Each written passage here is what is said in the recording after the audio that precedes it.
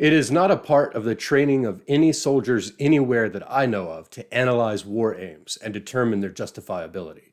It ought, of course, to be a required part of the training of citizens.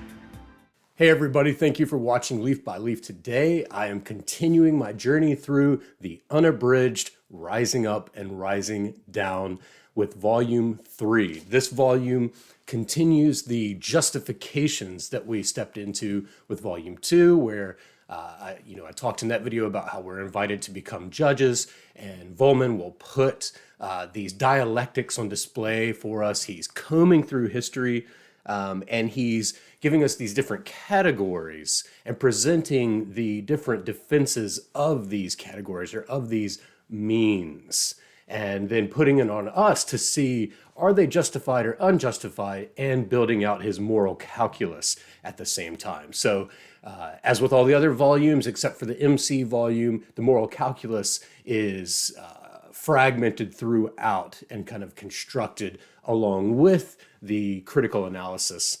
Whereas in the MC volume and in the abridgment from Echo, we do have the moral calculus all in one shot. This volume gives us the justifications of war aims. There are 8 different categories of justifications in this book. War aims is the first, and even though it's 1/8 of the categories, it takes up 1/4 of the text. So the text proper in Volume 3 is about 400 pages. War aims takes up a little over 100 pages. Whereas the other 300 are given to defense of homeland, defense of ground, defense of the earth, defense of animals, defense of genders, defense against traitors, and defense of revolution. It's unfortunate that almost this entire volume is excised from the abridgment from Echo. In fact, we only get an excerpt of, I believe, defense of ground. I think the 3 topics that stirred me the most, and I could also say chafed me the most in some cases, would be defense of earth, where we definitely get a sort of precursor to the more recent volumes, the carbon ideologies. But then defense of animals is sure to set off fire alarms for people, and then defense of gender. There's still stuff that chafes me, that doesn't really sit well with me when it comes to those categories and Vollmann's view of them, which he puts on full display. But then he also plays dialectics with opposing views. So he doesn't try to necessarily force you to adopt his view. He's just simply giving you his raw view and not trying to obfuscate that. And arguably, it does make the text better. Vollmann is very, very gifted at his approach in nonfiction, and he's found a style and a voice, that sardonic Vollmann voice from his other journalism, that's just sort of addictive. I can't get enough of it.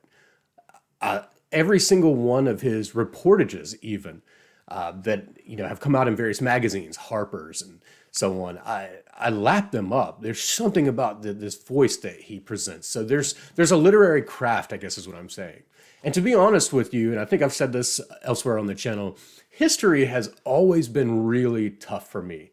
I've always struggled, with very, very few exceptions, I've struggled my way through history books. Some of those exceptions would be Norman Davies' History of Europe, that thick tome that became notorious for getting me pulled out of line at TSA in Boston's Logan Airport, with some others, Bertrand Russell's History of Western Philosophy. But to sit and try and really pore over and ingest and weigh and consider my way through Thucydides and Herodotus and Tacitus, Plutarch, I can only take in little sips.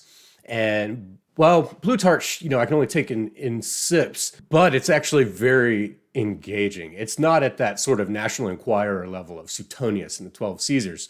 But in any case, it's just harder for me to really dig in and pay attention and actually absorb everything in history books. Obviously, there's a lot of information coming at you and a lot more to record than our brains can really absorb. But Vollmann just has this perseverance and this unflagging enthusiasm to tear through all of these works of recorded history, pamphlets, flyers, archives. One imagines him sitting and poring over microfiche for days on end. And so much so to where I found myself just last night with the MC volume has all of his sources listed, and it's categorized by articles and periodicals and books. And I just sat there and started reading through the 100 pages or so that listed all of just the books he read that went in to this critical essay. And it floors me. It's very impressive, and it inspires me.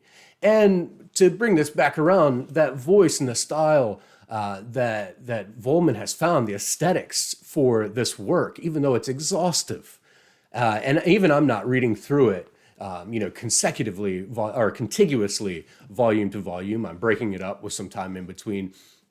He has a way of taking all this history. I would never be able to get through the Gallic Wars and the civil wars of Caesar with the attention and retention that Vollmann apparently does. And he's able to turn around, and I'm able to glean from him.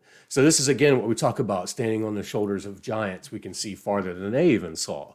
And so he's really done us an incredible work here. Another benefit of reading through Rising Up and Rising Down is that Vollmann is teaching us how to think globally. I have views on prostitution that completely differ from Vollmann's, but he certainly has a lot more insider information than I do. So who am I to argue? Yet he helps to open my mind he collapses those localized borders that are so easy. Ethnocentrism is so easy, we don't even realize it half the time. But because of his extensive travels and his immersion into, Inuit homes and living with these families and seeing how, even though they, to us, slaughter animals, they are actually, in their eyes, respecting the animal. And there are things that we do that they think are very disrespectful towards animals. So it's very interesting to have someone like Vollmann who's gone to places and spoken with the people there. And I just have this sense that he's making us global thinkers. He continues with the structure in the previous volume of Justifications, where for each one of these categories, defense of war aims, homeland, ground, the earth, and so on, he sets up a dialectic. For example, in war aims, he uses the history of the tensions and wars between Caesar and Pompey to convey different justifications of war aims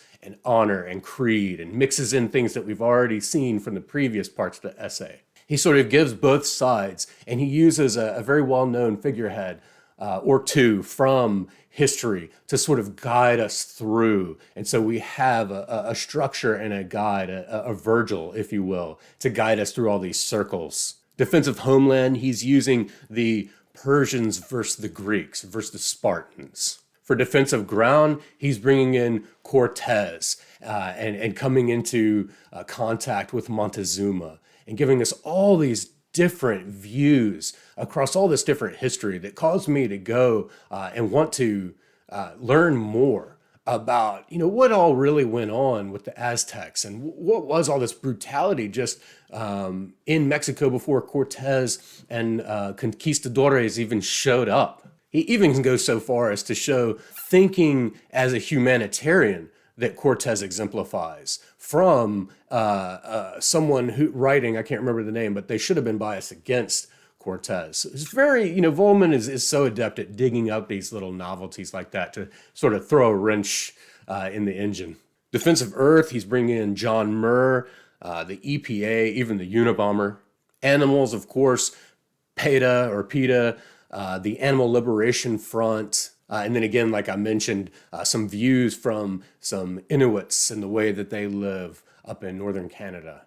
Gender is very interesting with the history of the Amazon women, even if some of that history is a bit suspect from Herodotus and others. Vollmann doesn't make any qualms about that integrity, but just this view of the Amazon women who disdained men if they were to give birth to young boys, they would break their knees and disfigure them so that they would always be weaker than the female sex. And of course, he's playing against cultural norms, but in the end, he sort of wraps all this up in such a way to where you almost can't argue very well with the moral calculus that he has constructed out of all these arguments. And this is again where having the calculus separated from the full text is really unfortunate. I'm saying in the abridged version, if you just read through the moral calculus without reading the gender section or the animal section, it's a bit unfair. So again, I hate that the unabridged is so limited, but hopefully some kind soul out there is at work for us. Against traitors, he uses Vietnam. And then defense of revolution, he's bringing in the French Revolution at the end of the 18th century and Robespierre and so on and so on. I tell you what, this is some of the freshest prose writing on history from, what did I say, Caesar and Pompey, all the way through Vietnam. It's just incredible. You can tell because of some of these beautiful contrivances that Vollmann just has embodied all of these historians and recorded history for us. And he gives us these little aphorisms, such as, the most illuminating way to perceive the shoddiness of your own ideals is to witness someone else practicing them. We open up early on with this image of Egyptians pressing recording tallies, I think against the Hittites, of how many Hittites they're killing. And it shows a scribe carving into the clay. And we're given a little frieze or whatever image of that.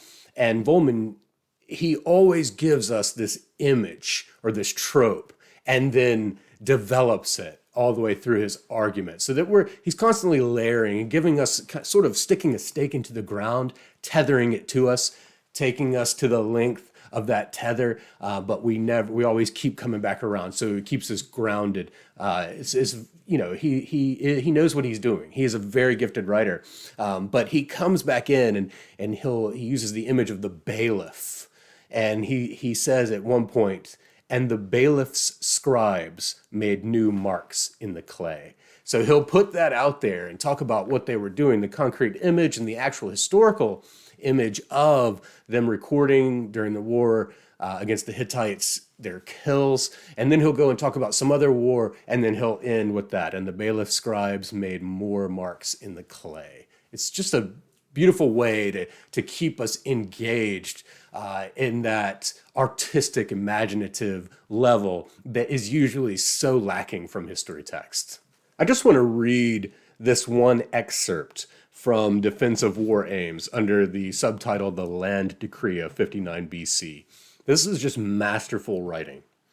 In his Tusculum statue, the one most likely to offer a veritable likeness, Caesar cranes his balding head, long-necked, hollow-cheeked, and intense. But that's not yet. He's still only a stripling. Dispensing popularity, money, and promises, he becomes praetor for Spain, conquers the Spanish tribes, and receives a triumph from the Senate. Or would have, had not Cato, with typically mean-spirited inflexibility, prevented it. Caesar must choose either the triumph or the possibility of consulship. He selects the latter, forms the three-headed monster, gets Pompey and Crassus's votes, and in 59 BC becomes consul.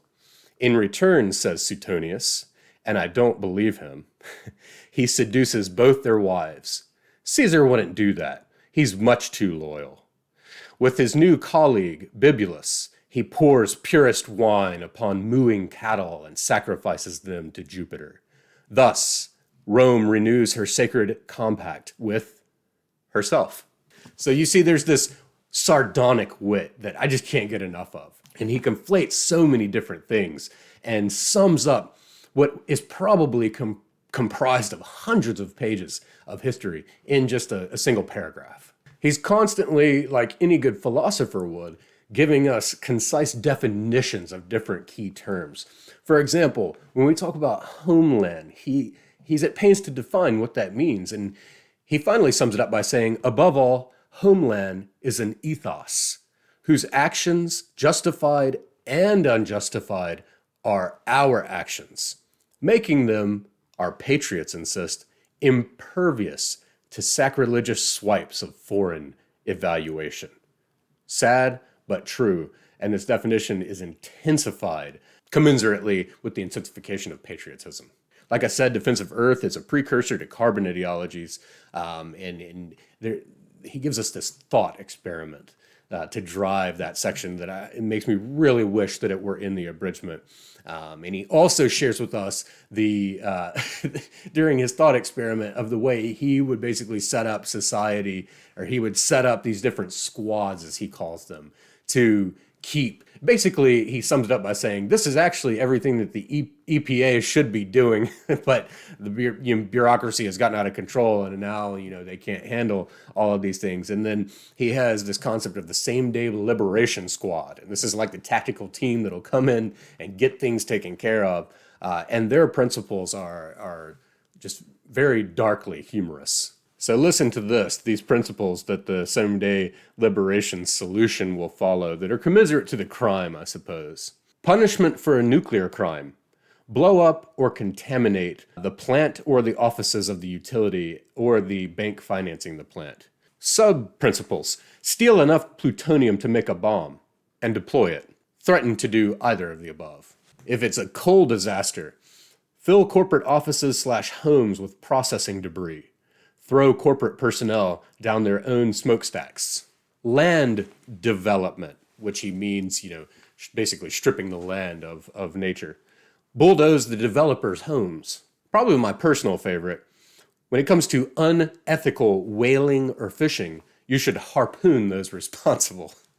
Remember, this is just a thought experiment, and of course, Vollmann's not necessarily condoning these things. He's just saying one way we might enforce the policies that the EPA is supposed to be enforcing, because just having it in writing is not stopping a lot of human beings, and especially human greed. Again, when it comes to animals and gender, both sections are extremely thorny and fraught territory, full of triggers. I imagine that's partly why they were excised from the abridged volume. However, I will also say that Vollmann is at his most self-reflexive and open and honest about his powers of being able to pin down these issues into concise dialectics, and so that we can further the debate and maybe draw some conclusions. And so in the end, where he lands is basically freedom of thought and expression above all else.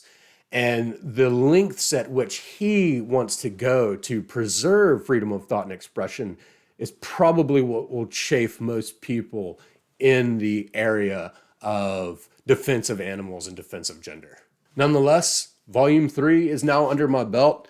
I have gorged on justifications. I think the next volume, Volume 4, will finish off all the categorical justifications and then move into the section of evaluations.